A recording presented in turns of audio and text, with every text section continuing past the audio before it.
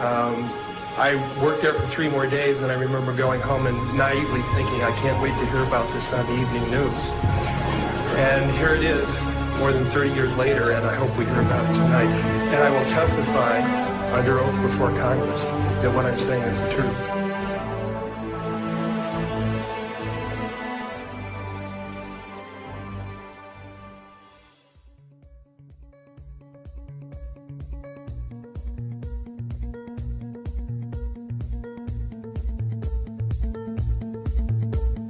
Talk about our common responsibilities in the face of a common danger. The events of recent weeks may have helped to illuminate that challenge for some, but the dimensions of its threat have loomed large on the horizon for many years.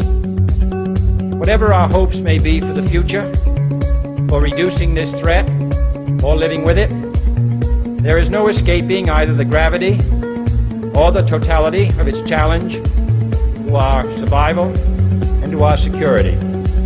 A challenge that confronts us in unaccustomed ways in every sphere of human activity. The very word secrecy is repugnant in a free and open society, and we are, as a people, inherently and historically opposed to secret societies, to secret oaths, and to secret proceedings. If you are awaiting a finding of clear and present danger, then I can only say that the danger has never been more clear, and its presence has never been more imminent. For we are opposed around the world by a monolithic and ruthless conspiracy that relies primarily on covert means for expanding its sphere of influence, on infiltration instead of invasion, on subversion instead of elections, on intimidation instead of free choice, on guerrillas by night instead of armies by day. It is a system which has conscripted vast human and material resources into the building of a tightly knit, highly efficient machine that combines military, diplomatic, intelligence, economic, scientific, and political operations. Its preparations are concealed, not published. Its mistakes are buried, not headlined. Its dissenters are silenced, not praised. No expenditure is questioned, no rumor is printed, no secret is revealed. No president should fear public scrutiny of his program, for from that scrutiny comes understanding, and from that understanding comes support or opposition, and both are necessary. For as a wise man once said, an error doesn't become a mistake until you refuse to correct it. Without debate, without criticism, no administration and no country can succeed, and no republic can survive.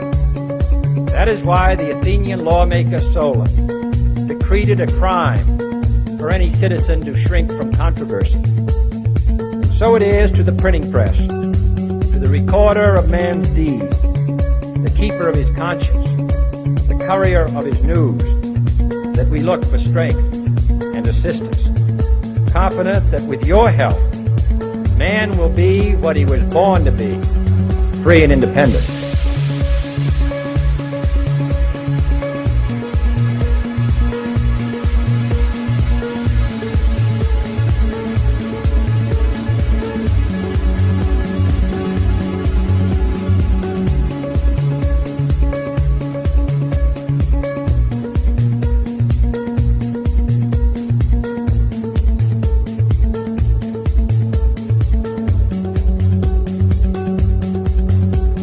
Councils of government, we must guard against the acquisition of unwarranted influence, whether sought or unsought, by the military-industrial complex.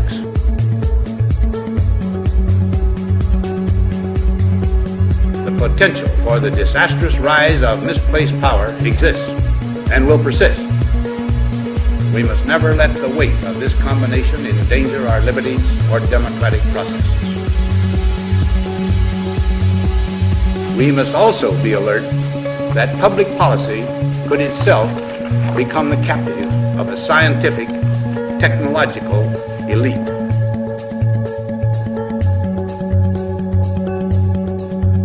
It is the task of statesmanship to mold, to balance, and to integrate these and other forces, new and old, within the principles of our democratic system, ever aiming toward the supreme goals of our free society. As we peer into society's future, we, you and I, and our government must avoid the impulse to live only for today, plundering for our own ease and convenience the precious resources of tomorrow.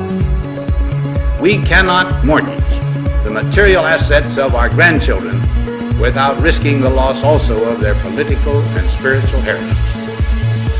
We want democracy to survive for all generations to come,